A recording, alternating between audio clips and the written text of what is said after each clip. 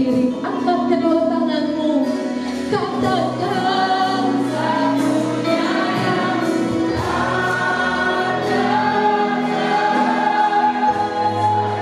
satunya yang percaya, Engkau sumber, amin, sumber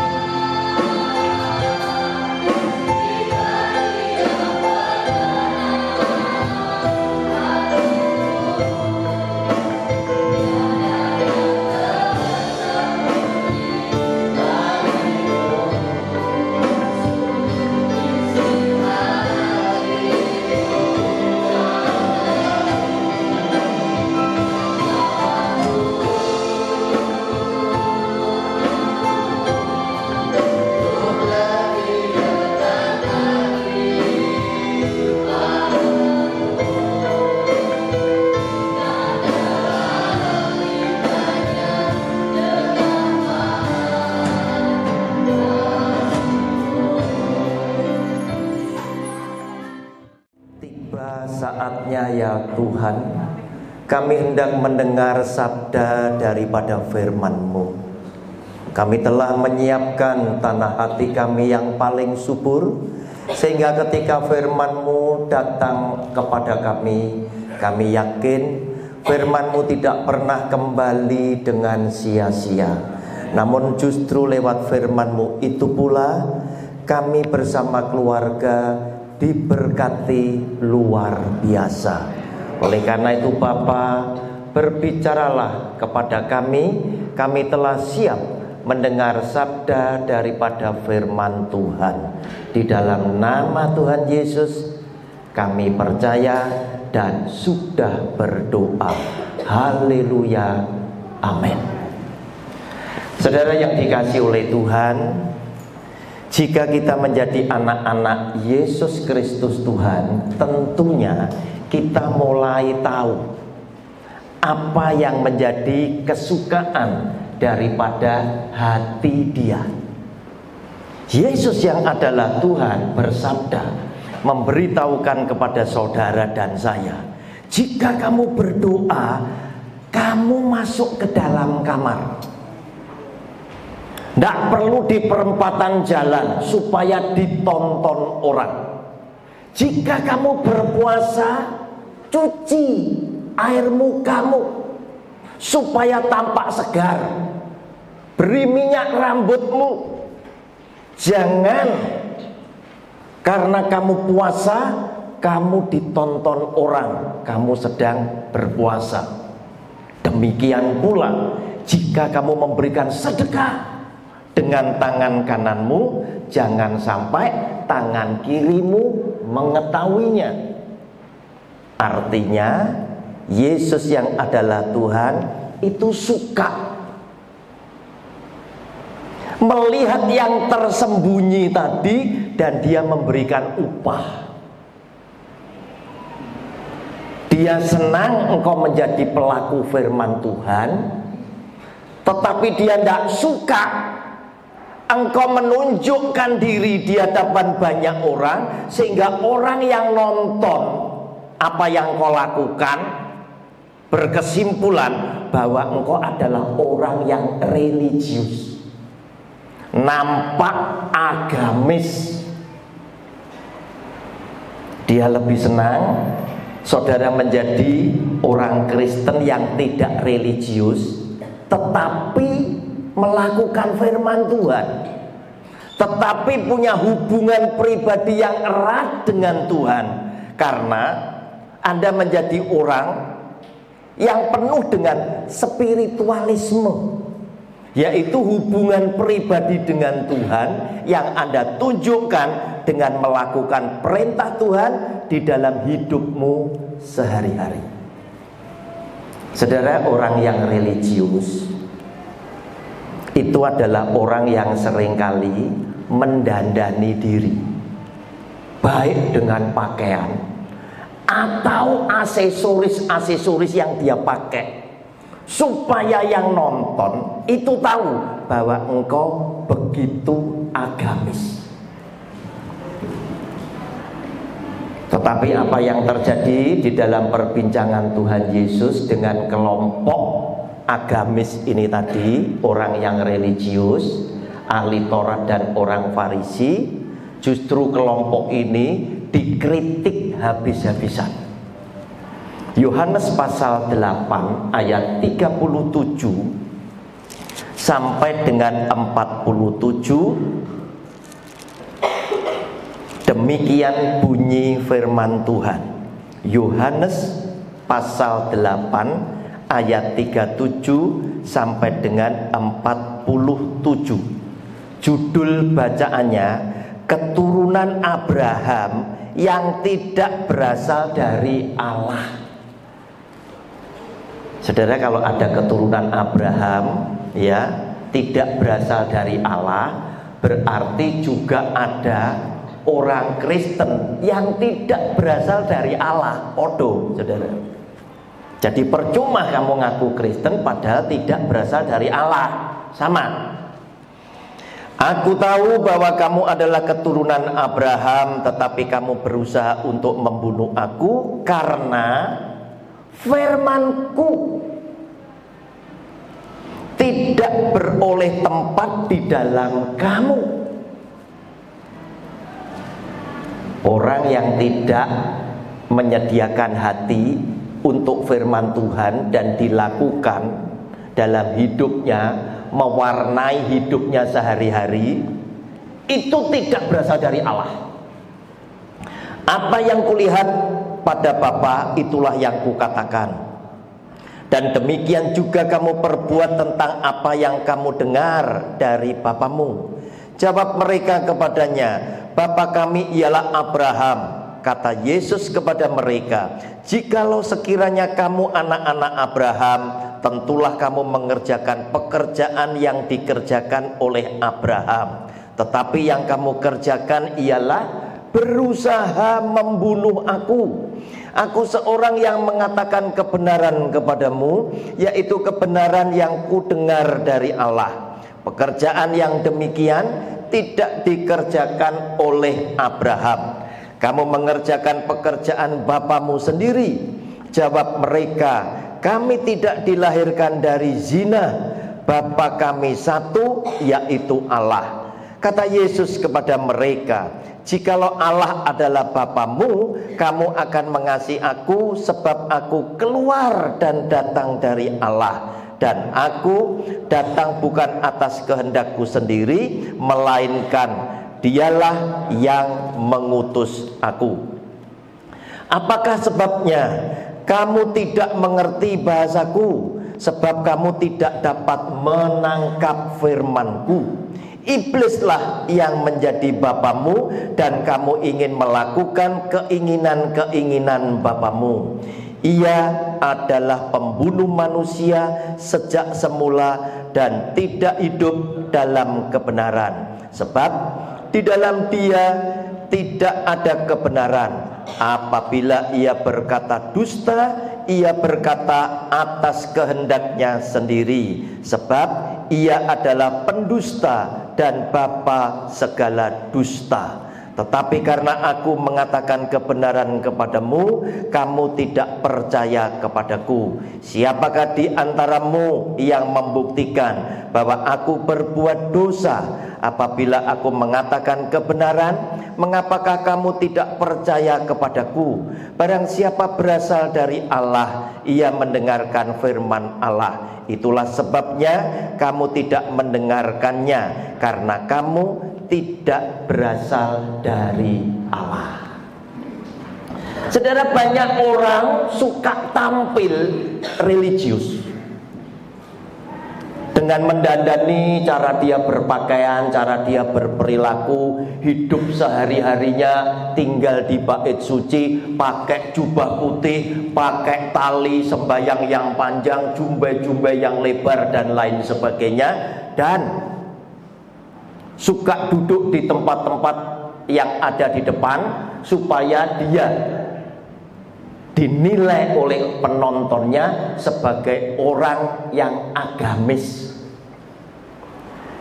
Saudara, tetapi apa penilaian Tuhan Yesus terhadap kelompok orang ini? Dia lebih suka orang yang tampilnya biasa tetapi menjadi pelaku firman.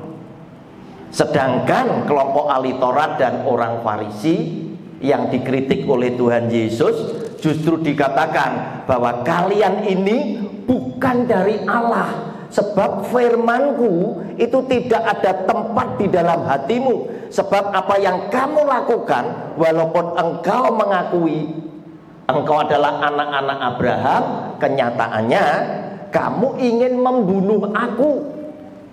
Kalau kamu anak Abraham, pasti kamu mengasihi aku. Karena Abraham mengasihi Allah, dan Abraham tahu aku ini datang dan keluar daripada Allah. Nah, saudara yang dikasihi oleh Tuhan, demikian pula dengan orang Kristen. Tidak semua Kristen juga berasal dari Allah. Kristen yang tidak bisa menerima firman Tuhan Yesus, yang tidak bisa nangkap firman Tuhan Yesus, pasti bukan Kristen. Sebab apa? Yesus Tuhan akan berkata dengan bahasa yang sama, sebab firman-Ku tidak ada di dalam kamu. Kamu tidak bisa ngerti, kamu tidak bisa nangkap firman-Ku. Terbukti apa yang kamu kerjakan bukan perintah daripada Aku. Saudara, perintah daripada Tuhan Yesus itu adalah amanat agung sebetulnya. Ya, amanat agung. Apa toh amanat agung itu? Kita tonton sebentar ayatnya.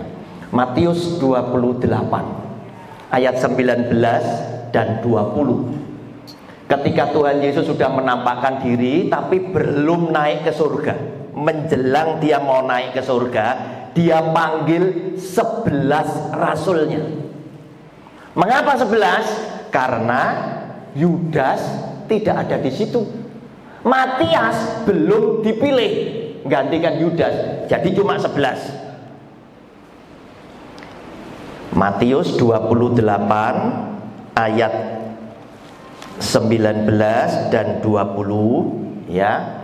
Kalau Anda baca mulai 16, Anda akan tahu kalau itu 11 rasul yang dipanggil ya. Karena itu pergilah, jadikanlah semua bangsa muridku dan baptislah mereka dalam nama Bapa dan Anak dan Roh Kudus, dan ajarlah mereka melakukan segala sesuatu yang telah kuperintahkan kepadamu, dan ketahuilah aku menyertai kamu senantiasa sampai kepada akhir zaman. Saudara, orang yang ngajar kalau bukan ngajar ajaran Tuhan Yesus dan para rasulnya, orang yang tidak melakukan ajaran Tuhan Yesus dan para rasulnya, pasti bukan Kristen. Titik. Pembicara pengajar yang tidak ngajar ajaran Kristus dan rasulnya pasti bukan dari dia. Sebab ini perintah. Ini perintah. Kalau saudara ngaku Kristen, saudara pasti melakukan ajaran Tuhan Yesus dan para rasulnya, dan Yesus serta para rasulnya menjadi teladan dalam hidup saudara dan keluarga.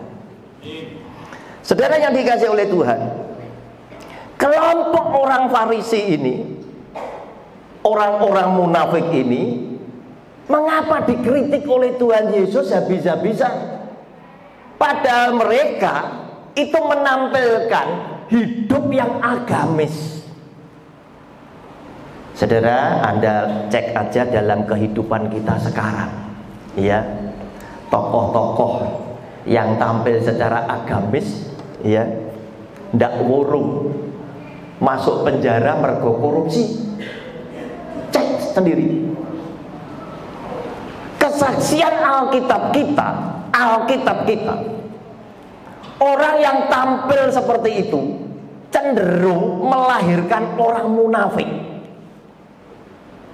Sebab cara mereka berdandan, cara mereka berkata-kata, berpikir dan lain sebagainya, mereka itu kepengen dapat pengakuan dari para penontonnya supaya dia diakui religius dan agamis. Yesus Tuhan ingin asli di dalam hatimu menjadi pelaku firman Tuhan yang punya hubungan dekat dengan Tuhan. Itulah yang dia tekankan. Oleh karena itu, Matius 23 ayat 1 sampai ke 7 ini menunjukkan seperti apakah perilaku dari ahli Taurat dan orang Farisi serta imam-imam bangsa Yahudi, tokoh-tokoh agama yang sangat dibenci oleh Tuhan Yesus.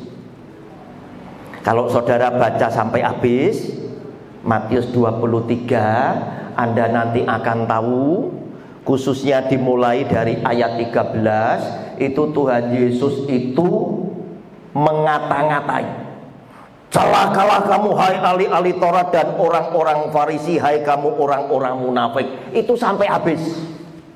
Artinya ayat ini sengaja menunjukkan Yesus Kristus Tuhan itu marah kepada ahli Taurat dan orang Farisi dan tokoh agama. Kita baca ayat 1 sampai dengan ayat 7. Maka berkatalah Yesus kepada orang banyak dan kepada murid-muridnya, katanya, ahli-ahli Taurat dan orang-orang Farisi telah menduduki kursi Musa. Sebab itu turutilah dan lakukanlah segala sesuatu yang mereka ajarkan kepadamu. Tetapi janganlah kamu turuti perbuatan-perbuatan mereka, karena mereka mengajarkannya apa, saudara? Tetapi tidak melakukannya. Itulah orang munafik. Iso ngajar gak iso nglakoni. Mereka mengikat beban-beban berat lalu meletakkannya di atas bahu orang, tetapi mereka sendiri tidak mau menyentuhnya. Cuma khotbah tentang kasih, bantu orang miskin dan lain sebagainya, pendetone gak gelem ngerogoh kantong. Betul saudara ya? Diedarne kantong persembahan baru, goleki duite jemaah. Ini yang dilakukan. Mereka cuma naruh beban kepada orang lain, sedangkan mereka sendiri tidak mau menyentuhnya. Semua pekerjaan yang mereka lakukan hanya dimaksud supaya apa, saudara? Dilihat orang. Mereka itu cuma pandai pencitraan diri untuk supaya diakui.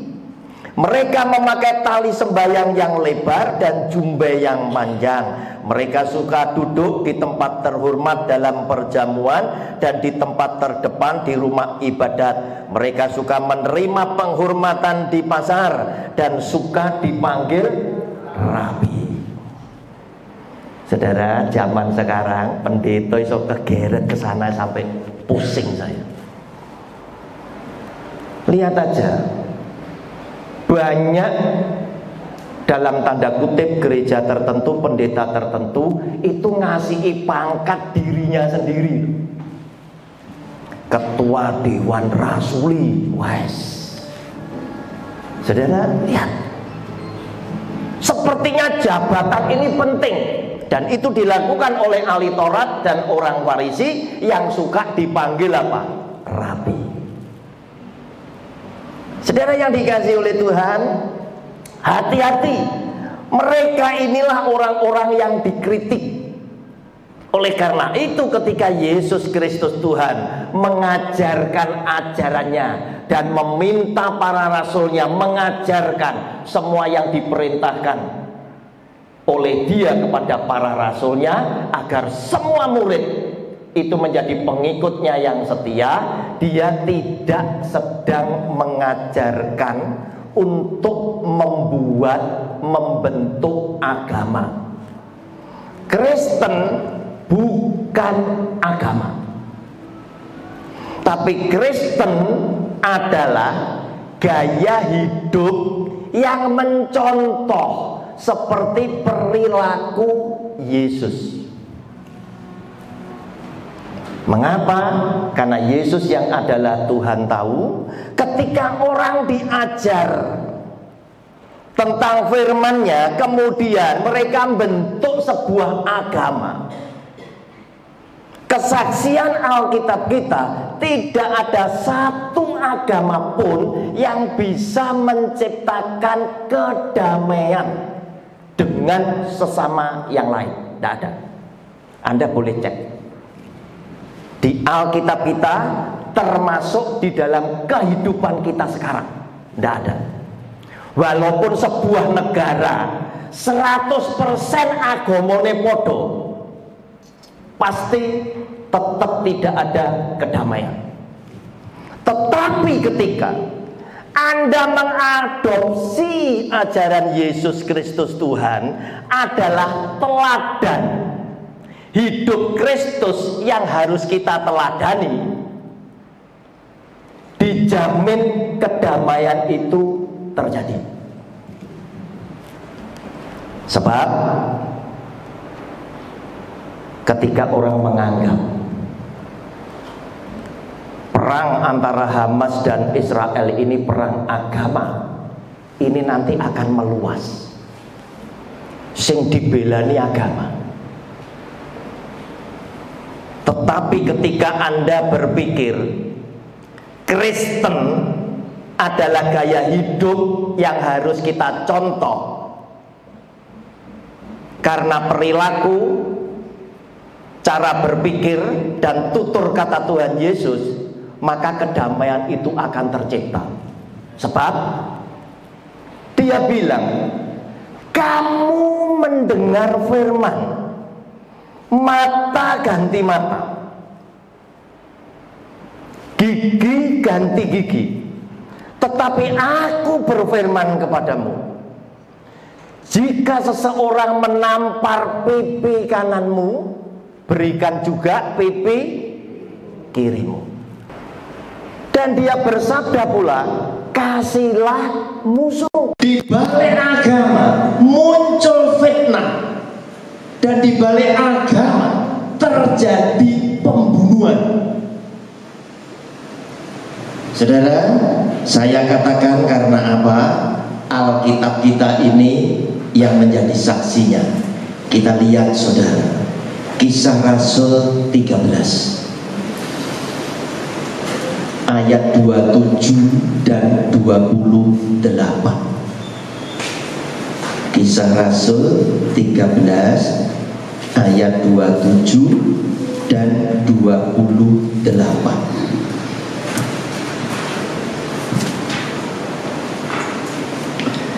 Sebab penduduk Yerusalem dan pemimpin-pemimpinnya tidak mengakui Yesus.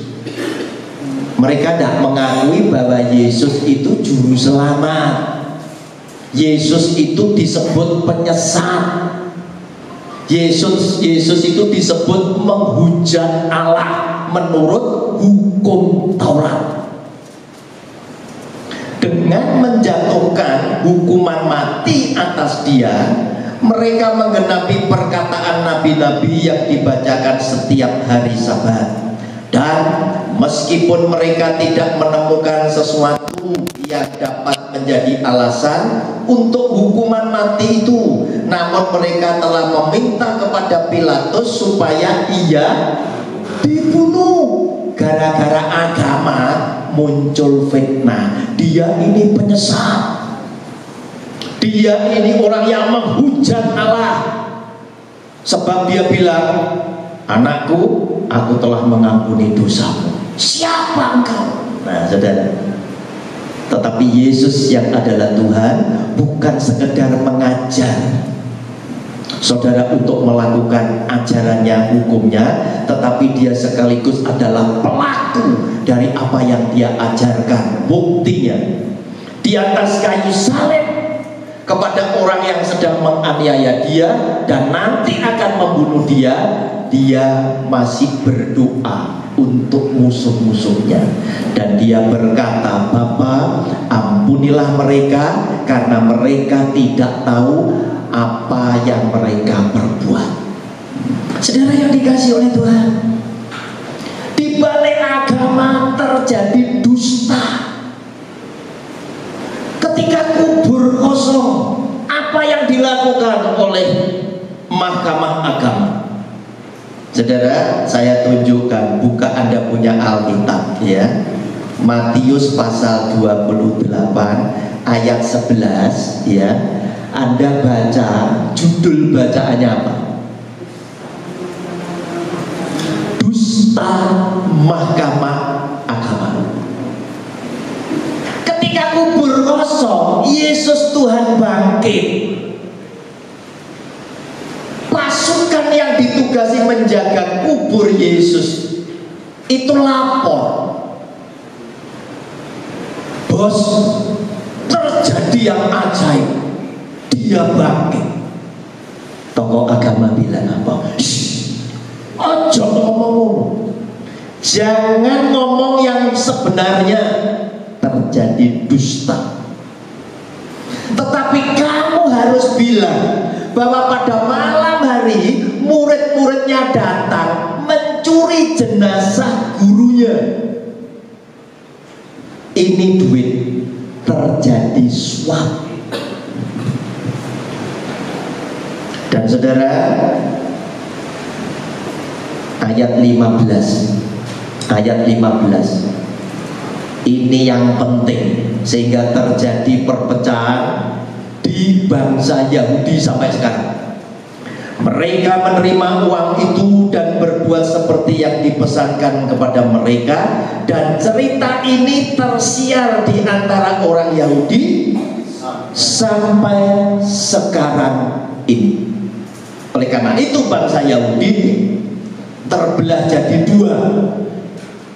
Kelompok mayoritas yang kuat, yang dulu bengok, salibkan dia, itu mayoritas. Minoritas mesti kalah. Mayoritas jumlah akeh, punya akses ke pemerintah, ke Pontius Pilatus, duwe-duwe digawe nyuap. Itu sepakat memfitnah, kemudian mencari kesalahan Tuhan Yesus dengan mengada-ada dan meneriakkan satu kata, salibkan dia. Sampai sekarang ada. Kelompok minoritas yang sudah mengakui Yesus bahwa dia adalah sang juru selamat. Kelompok mayoritas belum. Berarti mereka hidup menurut hukum Taurat. Oleh karena itu mata ganti mata, gigi ganti gigi, sampai ngebom tak bom balik. Saudara, Anda yang mana? Anda itu di mana? Ayo. Mayoritas atau minoritas? Yang minoritas sudah mengakui Yesus adalah juru selamat. Titik. Kalau Anda mengakui dia, Anda jangan lakukan hukum Taurat lagi kecuali 10 perintah Allah. Yang lainnya stop. Anda hanya lakukan yang 10 perintah Allah, karena 10 perintah Allah tadi diadopsi oleh Tuhan Yesus pada Matius 22 ayat 36 sampai 40. 1 sampai 4 itu yang ke atas, 5 sampai 10 itu yang mendatar. Dan di situ dikatakan dari kedua hukum inilah tergantung seluruh hukum Taurat dan kitab para nabi. Hukum kasih, 10 perintah Allah itu jadi hukum kasih. Yang lainnya stop. Saudara nggak usah lakukan. Supaya Anda jelas, Anda itu di gerbong yang mana. Yang teriak salibkan dia, atau yang sudah menerima Yesus sebagai Mesias. Wong setiap tahun ngerayakne Natal. Betul. Nah, saudara yang dikasih oleh Tuhan, kita balik lagi pada Kisah Rasul 13 tadi. Ayat 37 sampai 39 bilang apa di situ? Kisah Rasul 13, 37 sampai 39. Tetapi Yesus yang dibangkitkan Allah tidak demikian. Jadi ketahuilah hai saudara-saudara, oleh karena dialah maka diberitakan kepada kamu pengampunan dosa. Oleh karena Yesus Tuhan, pengampunan dosa itu diberitakan karena dia yang akan mengampuni dosa umatnya. Matius pasal 1 ayat 23. Karena dia hadir sebagai juru selamat. Tetapi hukum Musa Taurat itu bukan pengampunan dosa, nuntut dosa bayar. Nah, saudara mau yang ikut yang mana? Ayat 39, dan di dalam dialah setiap orang yang percaya memperoleh pembebasan dari segala dosa yang tidak dapat kamu peroleh dari hukum Musa. Nah, saudara, Anda harus jelas, Anda harus tegas. Jangan Anda termakan oleh khotbah yang tidak bertanggung jawab dengan bilang, bukankah hukum Taurat juga ada di dalam Alkitab? Silahkan ada di dalam Alkitab, tetapi tidak semua yang tertulis harus saya jalankan. Jangan salah saudara, tidak semua yang tertulis harus saya jalankan. Saya menjalankan perintah yang diajarkan oleh Yesus Kristus Tuhan, seperti yang Dia amanatkan dalam amanat aku. Saudara yang dikasihi oleh Tuhan, inilah yang Yesus Kristus Tuhan mau untuk saudara dan saya jalankan di dalam hidup kita sehari-hari. Lihat, orang-orang yang munafik seringkali menampilkan sesuatu yang indah untuk mata penontonnya. Demi uang 30 keping uang perak, Yudas mengkhianati Yesus Tuhannya untuk dijual dan ditangkap. Tetapi orang munafik ini tidak berani terang-terangan. Dia bilang, orang yang kucium tadi yang harus kamu tangkap. Oleh karena Yesus Tuhan pun juga bilang, hai Yudas, dengan ciuman kamu menyerahkan anak manusia. Mereka selalu ingin kelihatan baik, ingin kelihatan indah di mata penontonnya, padahal hatinya busuk. Oleh karena itu saudara, hati-hati suami-suami yang nampak ketika dilihat oleh banyak orang, turun dari mobil, istrinya dibuka nih pintu, digandeng. Mbok ya sama kalau di rumah, ojo dipisu-pisui, kan begitu. Kalau di hadapan banyak orang digandeng, batuk, gegere diduk-duk-duk, aduh malon-malon mah.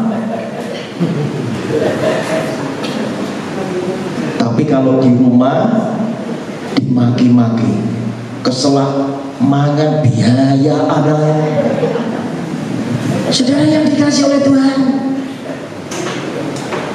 lihat, karena ini agama, dianggap perang ini Hamas dan Israel ini agama. Agama ini bisa dipakai sebagai senjata politik untuk mencapai tujuan dengan cara halal apapun. Muncul seruan boikot produk Israel, boikot produk pendukung Israel, betul? Pengusaha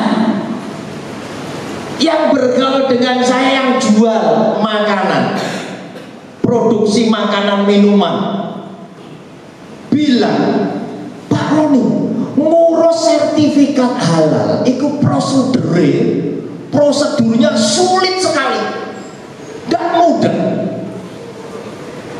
Belangko yang harus diisi jelimet banget.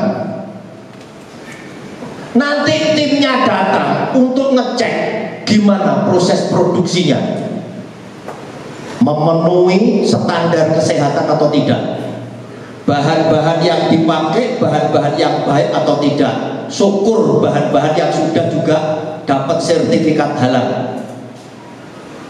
Ada tidak unsur-unsurnya yang memakai babi dan lain sebagainya. Kalau tidak ada, baru keluar halal, sertifikat halal. Dan banyak pengusaha senang, berharap dengan sertifikat halal ini produknya bisa tambah laris. Tapi apa yang terjadi? Begitu Hamas dan Israel perang, dianggap perang agama, yang pegang sertifikat ini semaput, saudara. Sebab muncul seruan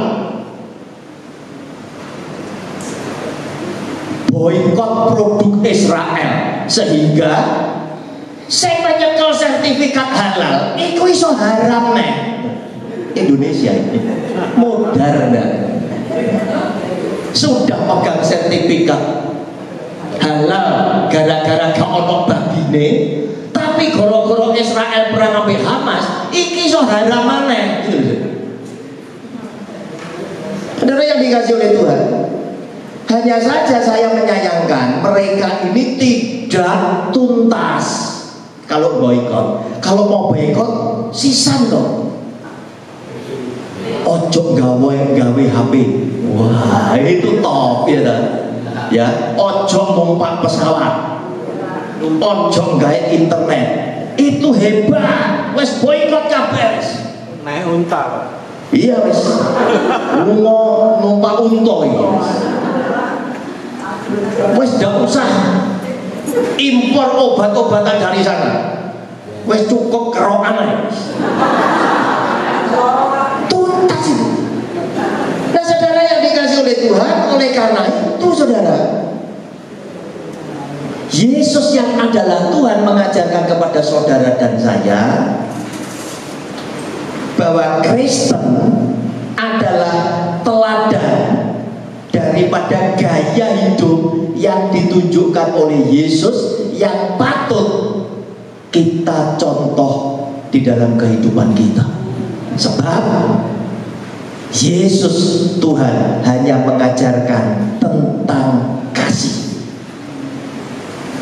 Dan dia berkata di dalam firman-Nya, Allah adalah kasih.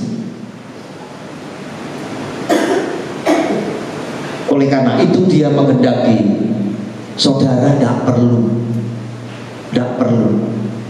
jadi orang yang nampak religius, jadi orang yang biasa. Alkitab bilang, siapakah orang Yahudi? Orang Yahudi ini kan orang yang bangga karena merasa bangsa pilihan gitu saja. Adalah orang Yahudi yang tidak nampak keyahudiannya. Baca di Alkitab. Sunat yang seperti apa? Nah, goro-goro sunat muncul bangsa kafir gitu ya. Rasul Paulus bilang, sunat yang seperti apa? Bukan sunat harafiah secara fisik, tetapi sunat dalam hati, menghilangkan segala pikiran dan perbuatan yang kotor. Itulah sunat. Bukan yang secara fisik. Percuma saudara orang sunat secara fisik tetapi tidak melakukan hukum Taurat. Percuma saudara bila makanan ini makanan itu haram tetapi duit rakyat dibadok juga. Oleh karena itu Tuhan ingin jadikan engkau adalah orang yang tidak nampak religius, tetapi Anda adalah pelaku daripada firman Yesus Kristus Tuhan. Tuhan Yesus memberkati Anda bersama keluarga sebagaimana Tuhan Yesus sudah memberkati saya bersama dengan keluarga saya. Amin. Beri kemuliaan buat nama Tuhan.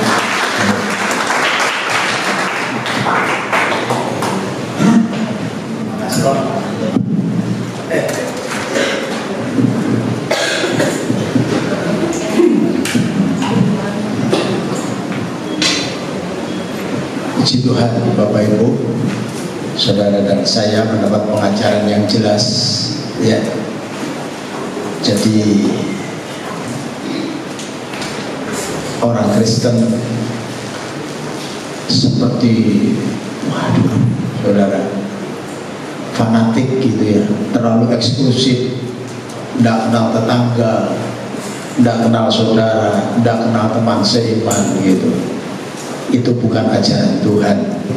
Ajaran Tuhan adalah kasih, saudara. Ya, Tuhan Yesus itu luar biasa, mengajar kepada kita supaya hidup kita ini selalu jadi apa? Berkat.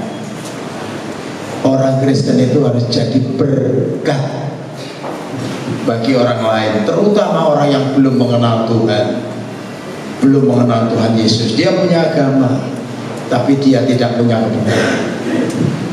Haleluya. Terima kasih Pak Roni, firman Tuhan pada pagi hari ini yang sudah mengajarkan kepada kita. Jadilah hidup kita, iman kita tumbuh dewasa di dalam Tuhan. Ya, mulut kita jaga, ngomong sama orang, saudara, harus kita jaga. Hati dan mulut itu harus matching. Saudara tahu matching? Harus seimbang. Antara hati dan mulut itu harus sama. Ya, mulutnya ngomong A, hatinya B, saudara, tidak sesuai. Itu bukan murid Tuhan. Murid Tuhan itu hatinya A, yang mulutnya A. Apa yang keluar dari mulut itu sumbernya dari mana? Hati. Ya, dari hati sumbernya. Puji Tuhan, firman Tuhan yang sudah jelas. Dan saya cuma mengingatkan, nanti pada waktu Natal Bapak Ibu, kita tidak usah terlalu meriah begitu, dan kita tidak usah undang-undang terlalu banyak. Ini dari pihak mereka ini saat ini lagi tiarap Bapak Ibu. Dia cari momen yang tepat. Ya, dia cari momen yang tepat. Untungnya Tuhan pakai itu Densus 88. Tuhan pakai dan urapi mereka. Gereja-gereja ini harus hati-hati, banyak doa, saudara, supaya hidup kita ini selalu ada di dalam keselamatan Tuhan. Ya.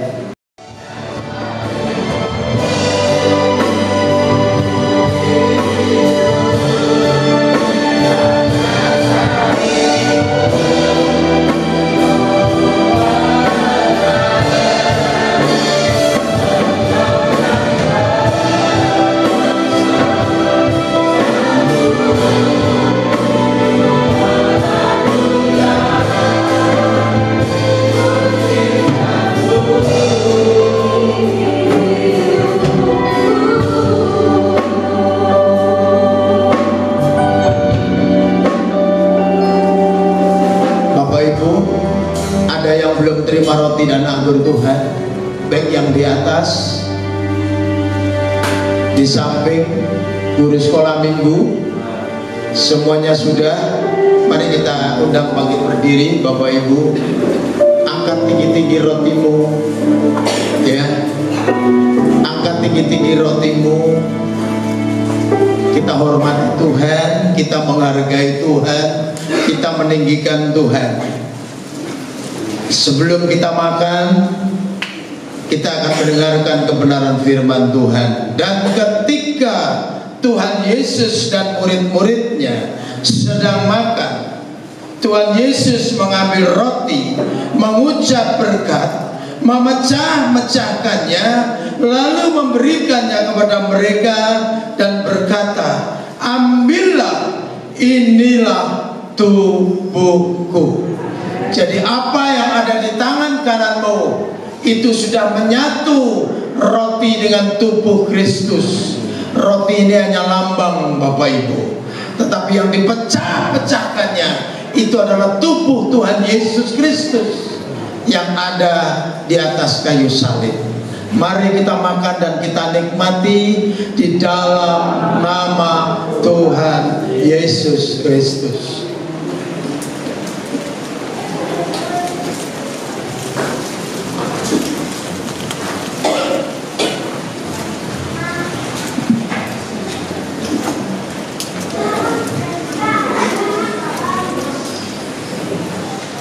Buka dulu.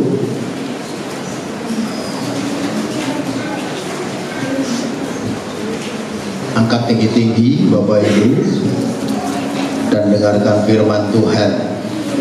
Dan Tuhan Yesus berkata kepada mereka, "Inilah darahku, darah perjanjian yang ditumpahkan bagi banyak orang."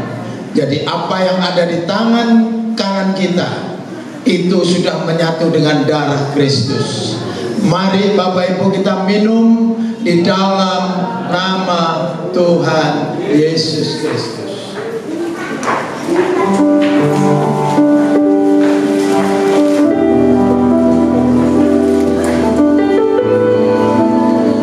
Beri kemuliaan Tuhan.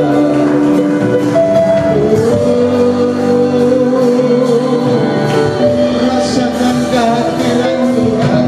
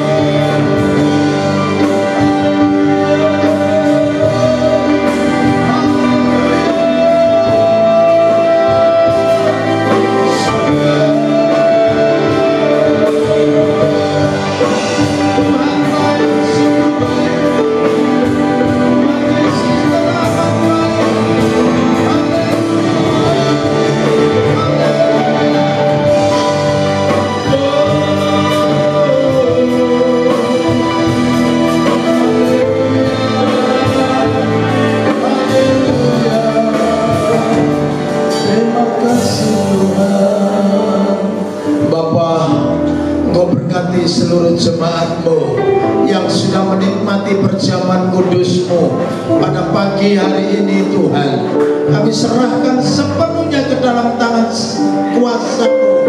Ada pengurapan secara khusus bagi seluruh jemaat-Mu. Berkati Tuhan di dalam rohani mereka, iman mereka, beri pertumbuhan Tuhan. Yang sakit disembuhkan, yang susah dihiburkan, yang lemah dikuatkan, yang ada persoalan Tuhan mengurai satu persatu semua persoalan kami, masalah kami. Hanya Tuhan yang bisa menyelesaikan. Terima kasih Bapa yang di surga. Berkati hamba-hamba-Mu yang sudah berkarya pada pagi hari ini, mulai dari song leader singer, pemain musik, LCD, hamba-Mu yang menyampaikan, dan sampai seluruh jemaat-Mu, baik di atas maupun di bawah, semuanya merasakan kehadiran Tuhan, kemurahan Tuhan, pertolongan Tuhan yang luar biasa. Terima kasih Bapa yang di surga. Inilah Tuhan doa dan seruan hamba-Mu. Maka kami alaskan kepada Allah dan ilah lain kecuali dalam nama Tuhan Yesus Kristus. Terima kasih Tuhan. Haleluya. Yang percaya kita katakan amin.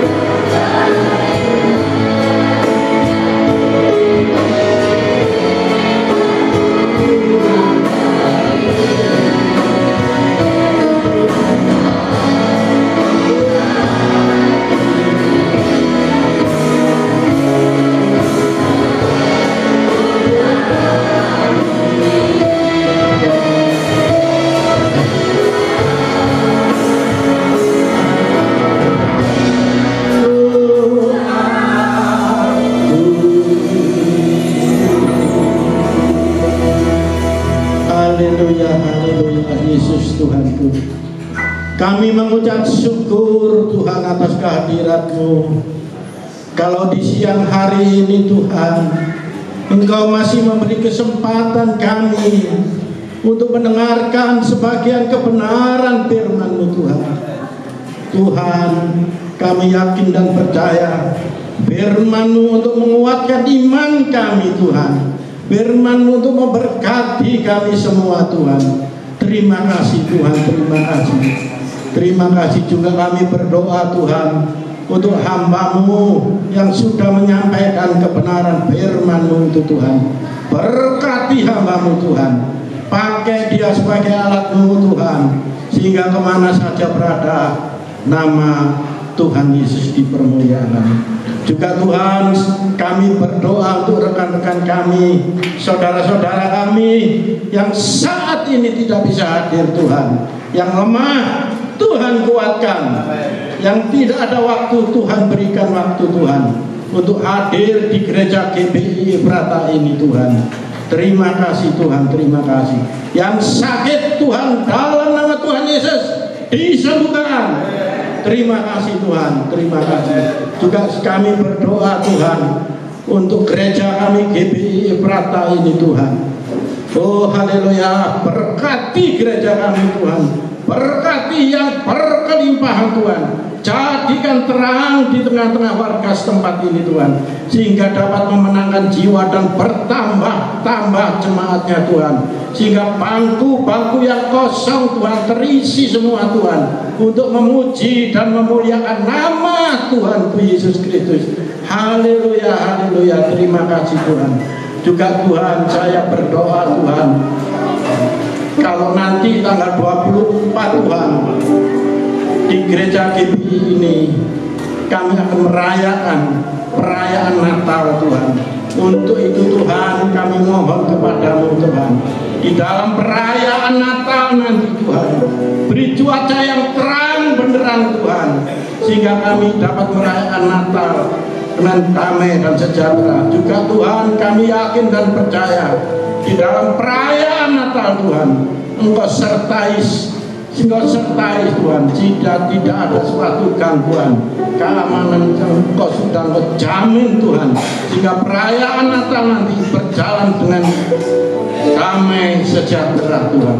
Terima kasih Tuhan, terima kasih, terpujilah nama-Mu.